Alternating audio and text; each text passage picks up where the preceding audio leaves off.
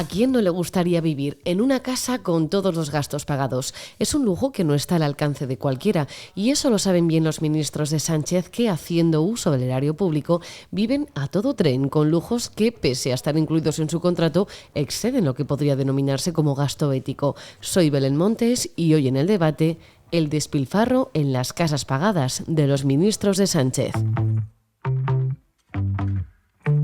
Hoy en el debate, el podcast diario de El Debate.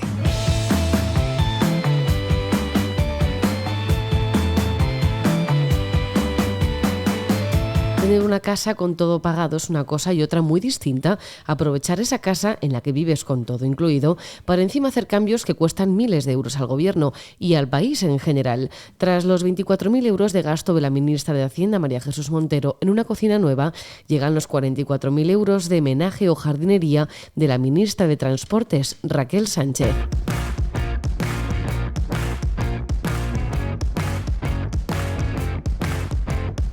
El debate ha tenido acceso en exclusiva a una serie de gastos que sacarían los colores a cualquiera que quiera analizar en profundidad cada derrama. Antonio Naranjo, junto a su hermano Julio, están detrás de esta sucesión de exclusivas que irán desgranando en este diario y que han comenzado con la ministra de Hacienda, María Jesús Montero. Antonio, la ministra, ocupa una vivienda del Estado desde que tomó posesión de su cargo, ¿no? Pero ella no paga nada. Sí, María Jesús Montero, la ministra de Hacienda, como otros ministros, básicamente aquellos que proceden de circunscripciones electorales ajenas a Madrid, ocupa una residencia oficial, es decir, propiedad del patrimonio público desde 2018, cuya localización no se revela por razones de seguridad, obviamente, sin abonar ni un solo euro de alquiler, ni tampoco del resto de conceptos que a cualquier familia española pues se le come buena parte de sus ingresos mensuales, es decir, la luz, el teléfono, el agua, el gas, el mantenimiento, la limpieza y en el caso de que haya jardinería, pues hasta la jardinería. Puede parecer normal, pero en estos tiempos no es del todo presentable, al menos para otros ministros que, pudiendo hacer lo mismo, prefieren seguir viviendo en sus residencias personales. No sé si por dar ejemplo o por otra razón, pero ese contraste existe. Lleva entonces 56 meses habitando una casa por la que no paga ni un duro de su sueldo y en la que además ha decidido llevar a cabo reformas en su interior. Sí, además de no tener que hacer lo que hace cualquier otro mortal, lo cual puede parecer normal siendo un ministro, porque no todos los mortales son ministros, pero en fin, el caso es que además de no tener que pagar por lo que al resto le cuesta buena parte de su nómina, una hipoteca, un alquiler y todos esos suministros, María Jesús Montero hace reformas en casa tan jugosas como gastarse 24.000 euros en cambiar por completo de cocina. No sabemos cuánto cocinará porque en el Congreso de los Diputados se come por 4,5 euros y muchos fines de semana suponemos que los pasa en su Sevilla natal, donde por cierto ella tiene 3 viviendas, un garaje y un local comercial al 50% con otro propietario que se supone que es su marido. Pero bueno, aún así, en fin, gastarse 24.000 euros en cocina, que es más del sueldo medio de cualquier español, pues parece como mínimo muy llamativo y digno de ser señalado, claro. Lo que vemos entonces a través de los documentos a los que habéis tenido acceso es que los privilegios son infinitos para los ministros del gobierno de Sánchez, ¿no? Claro, estas informaciones yo creo que sobre todo son muy descriptivas de la hipocresía, del cinismo, de la doble moral o del doble lenguaje que mantienen. Por un lado, se presentan como adalides de los más humildes y justifican en ellos las brutales subidas de impuestos y la brutal presión fiscal y esfuerzo fiscal que hay en España, que es uno de los 3 países que más crecimiento de los impuestos ha soportado en todo el mundo, después de Eslovaquia y de Corea del Sur, y luego lo que vemos es que una parte de esos ingresos no son para sanidad, para educación y para pensiones, es para llevar un ritmo de vida pues muy elevado, tener sueldos que no están mal, pero luego tener cubiertos el resto de gastos que para la humanidad al completo trabajadora pues suponen un problema muy serio, hasta el punto de que mucha gente no llega a final de mes. Ellos sí llegan a final de mes, ellos sí se pueden permitir vivir de otra manera porque ellos sí tienen cubierto lo que al resto nos cuesta una fortuna. ¿Hay alguna manera de justificar todos estos gastos a los que algunos ministros no hacen frente? ¿Desde el Ministerio de Hacienda, por ejemplo, dicen algo? Bueno, el Ministerio de Hacienda ha tenido la oportunidad de explicarse y no ha querido. Y entonces quien no se explica, quizás porque no tiene explicación. No es tanto una cuestión legal. Cuando el debate publica algo, siempre es publicable, siempre es la verdad y siempre además es una versión de la verdad documentada con informes oficiales, con sello incluso de los propios ministerios. No creo que sea tanto una cuestión de si lo puedes al final justificar legalmente, cuanto si lo puedes justificar moralmente. Y yo creo que si queremos salir de dudas, que la propia María Jesús Montero, ministra de Hacienda, o Raquel Sánchez, ministra de Transportes, hagan en el próximo mitin una pregunta a la gente que no sea del partido que pase por allí. ¿Le parece bien que la ministra de Hacienda, la que dice que todos esos impuestos son para sanidad y educación, se ponga una cocina nueva por 24.000 euros? Y así salimos todos de dudas.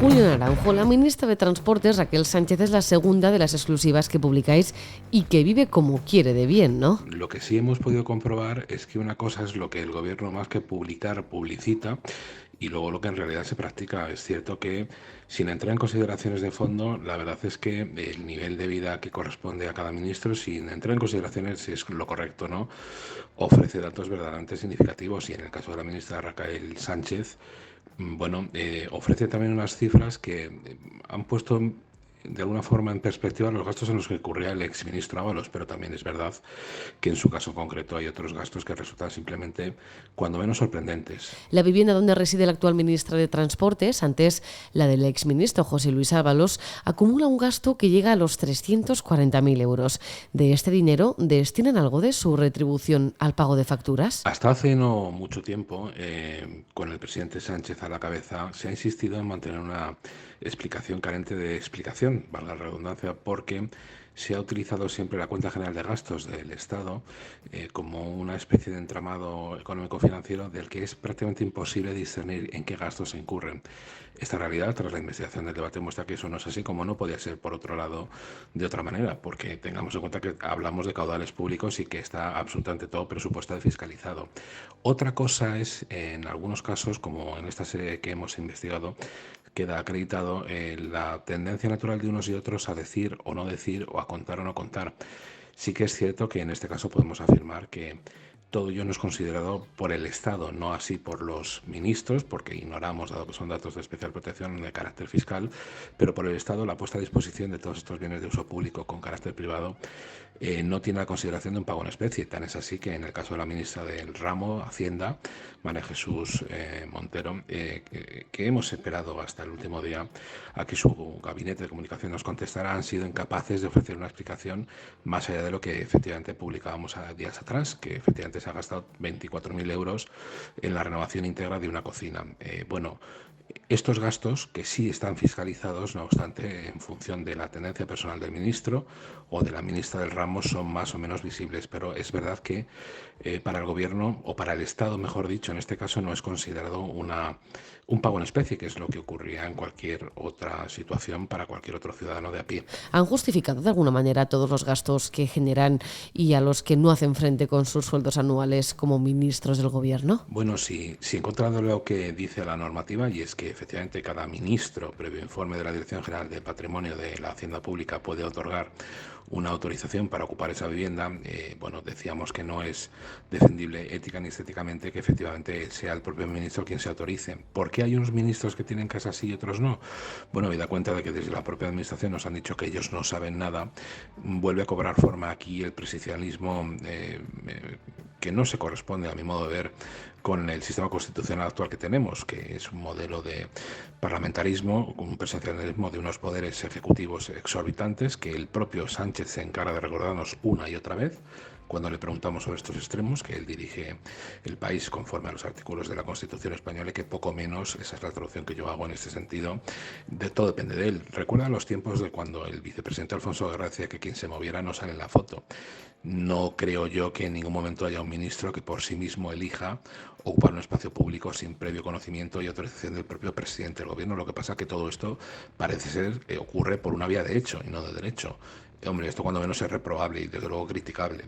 Que luego los gastos además se ocultan bajo una maraña de burocracia administrativa, sin duda eso es así, pero la realidad nos demuestra que efectivamente unos sí y otros no, cuando además en aquellos casos en los que son, además de ministros, diputados por circunscripciones exteriores a Madrid, cobran una indemnización que no es objeto de publicación y que no tiene la consideración de retribución y salario, que sin duda alguna aumenta los haberes de los ministros, ¿no?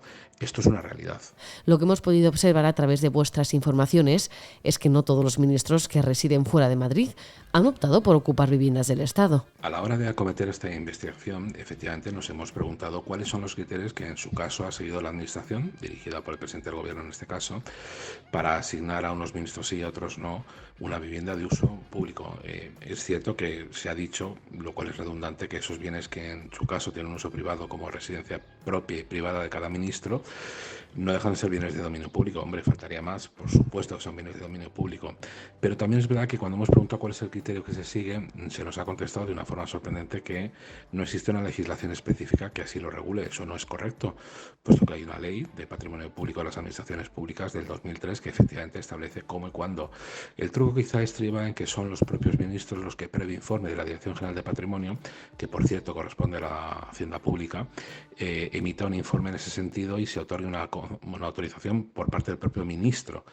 Hombre, en términos estrictamente públicos y de ética y estética parece que no es cuando menos razonable que uno mismo se autorice a ocupar una vivienda sobre cuyos gastos se ha tupido una densa red que en este caso el debate ha logrado revertir en muchas ocasiones y con datos verdaderamente sorprendentes. Julio, ¿habrá más entregas de estas exclusivas sobre los gastos ministeriales excesivos? Sí, este trabajo de investigación está compuesto de una cantidad importante de piezas que no tienen por objeto salvo sino otro que acreditar cómo los poderes públicos gestionan los recursos que tienen asignados. Y hombre, parece desde luego razonable saber qué es lo que hacen en cuanto concierne a ellos mismos. Porque no discutimos, no hemos entrado en esa consideración acerca de si es justo o no es justo, sino si es legal o no es legal. Y cuando menos parece razonable que la explicación que en todo esto se ofrezca por parte de la Administración sea cuando menos razonable, no desde el momento en que nos contestan que no existe una normativa y que no hay control de los mismos, cosa que por otro lado no es verdad. Veremos cómo desde Presidencia del Gobierno se acude a lo mismo de siempre, a que son gastos sumidos en la cuenta general del Estado, a como otros ministros sí que son capaces de declarar cuánto se gastan en luz, por ejemplo, o en el servicio de limpieza. Bueno, esto ofrece una parte positiva y es que efectivamente los gastos están fiscalizados y el propio ministro es consciente o ministra es consciente de los mismos, pero la verdad es que en todo esto nos encontramos y muy habitualmente en un ejercicio que puede ser calificado como muy poco transparente. Os seguiremos contando cosas.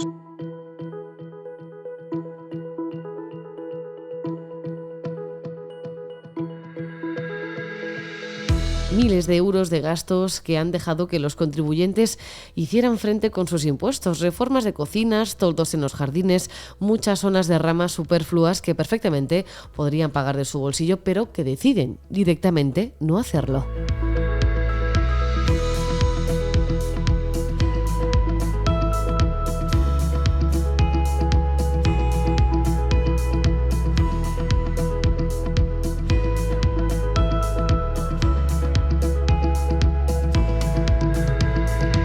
Puedes escuchar este podcast en eldebate.com y en las principales plataformas de audio. Recibe un saludo de quien te habla, Belén Montes. Gracias por estar al otro lado. Adiós.